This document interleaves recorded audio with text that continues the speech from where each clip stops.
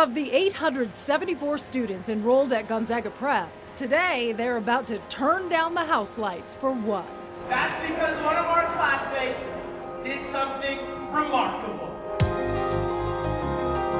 So remarkable, it's achieved by only about 0.1% out of millions of high school students. The highest score possible on the ACT, the 36. And while the student who accomplished this extraordinary feat is not one to grab the spotlight, First and foremost, short of diving out of the spotlight, today there's no avoiding it. ladies and gentlemen, if you would turn your attention to the center aisle and give a huge round of applause to Jacob!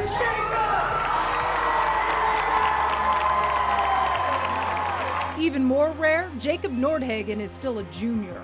The 16-year-old took the ACT to just kind of identify any weaknesses. Turns out, no weaknesses here. At first when I saw it, I'm like, oh wow, I got a 36. So when he showed us his score, he couldn't believe it. So he's like, Dad, this is for real. And then my husband was like, I think that's a sample. I think that's a sample score. You sure that's your actual score? And like, that's his name right on top of it though. So I think that's pretty much his score. First, I'm like, yeah, I'm pretty sure that's my real score. It was rough, I know, it was. It's both real and, according to his chemistry teacher, kind of unreal. I've never seen that, ever.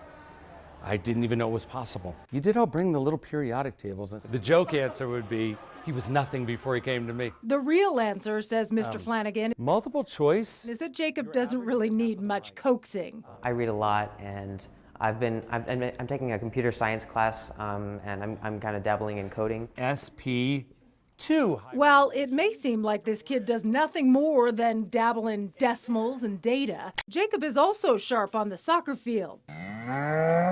But I learned where he really shines is in a different field entirely. I'm actually part of the 5th generation to work on this farm. These are our chickens. We've got pens along both walls here. Chickens, cows, and when the weather warms, a bounty of produce too. Running this Chatteroy farm takes a lot of work from family, which includes Jacob and his 3 younger brothers. I'm Andrew, and I'm 15. I'm Caleb, and I'm 13 years old. I'm Lucas, and I'm 9 years old. Yeah, what we're doing here is really just kind of a continuation of the family legacy.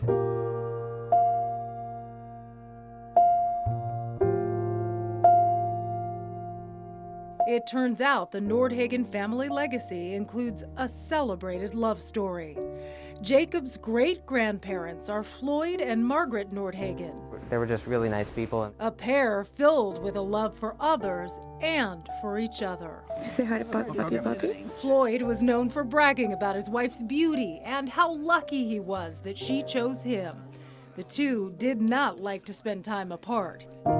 When Floyd could no longer push the lawnmower by himself, the two pushed it together. People who knew these two knew they were witnessing a love that was almost legendary. People saw that they were holding hands when they passed away. That was even more special, I think. That final day of their 68-year marriage came abruptly in October of 2013. Family says it was God who took Floyd and Margaret together in this crash.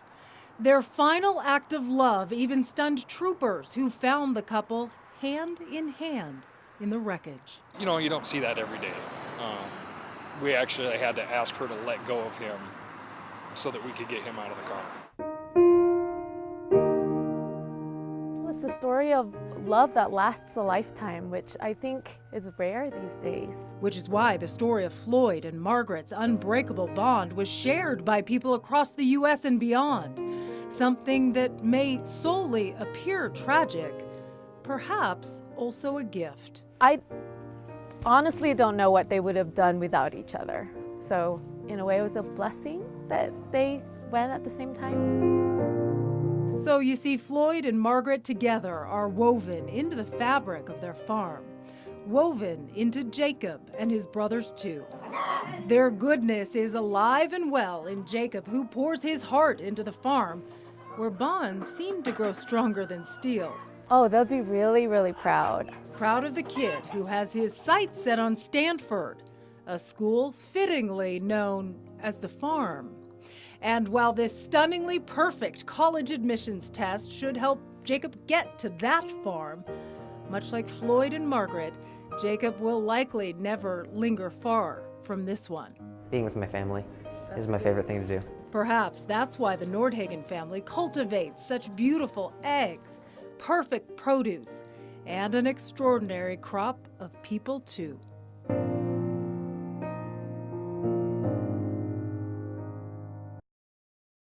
Hi. Hi. So we sat here about a year ago. Yeah. When you were getting ready to do your speech. Good afternoon. Yeah, almost exactly a year ago. My name is Ella McKernan, and I am honored to have the opportunity to speak to you today. 1 year ago, Ella mystified doctors by summoning the strength to deliver Gonzaga Prep's most powerful commencement speech. I stand before you today as living proof that life can hand you some major adversity that you never could have predicted. It was just 2 months prior to graduation. Ella had been going rounds with a nagging cough. Then the back pain swooped in. We got some chest x-rays and then they saw a bunch of masses. It was Ewing sarcoma, a rare bone cancer that had worked its way into Ella's lungs, pelvis, and arm. And Ella will choose attendance between the University of Notre Dame, University of Washington, UCLA, or UC Berkeley.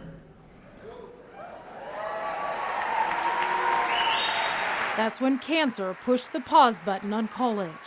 So, as her classmates embarked on their next chapter of their lives, Ella would focus on saving her own. How do you think you've changed since the last time I talked to you? I think I've definitely gotten a lot more perspective on just life. Ella spent much of the last year in the hospital through 14 rounds of chemo and 2 rounds of radiation. I don't know, you kind of have to just accept being scared, because I mean, it's such a scary process. It's that kind of emotional muscle Ella used to kind of whack through the twisted underbrush of some ugly days. Everyone has days where everything just feels awful and they just want it to be over, but then there's also always going to be days where something good is happening. Sit. Spin. Good boy. Ready? Up. When she steps back, she realizes she's likely learned more over the past year than she would have in a college classroom. I've been able to come in contact with so many more people that are struggling like me and just different types of people in their lives previously. She says her own previous life was one with few struggles and adversity. Oh, goodness. One might say she's now dealt with her fair share, and at this point, time will tell whether cancer will deliver more blows. It might be completely gone, but it might not, so we just have to see what happens. Come here. Yet there are encouraging signs her body is embracing health. Yes, I've got a little more hair now. It's a nice little buzz cut, but it's growing. If her next scan in July delivers good news, Ella will head to the University of Washington in the fall. And when she does, she won't focus on what she's missed.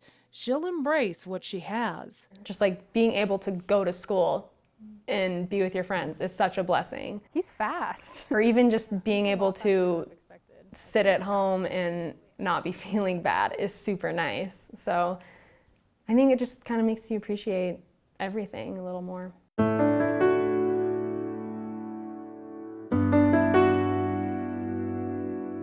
One year later, Ella still reminding us the power of positivity and that good always lies ahead. If her classmates were in the room today, they'd surely be applauding again. And if I might suggest, let's add our applause, prayers, and good thoughts too.